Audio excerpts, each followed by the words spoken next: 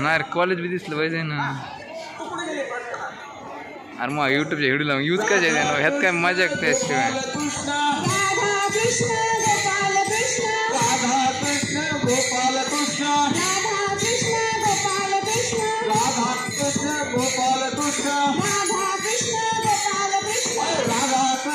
खोबऱ्या खोबऱ्या बघ खोबऱ्या खोबऱ्या बघ.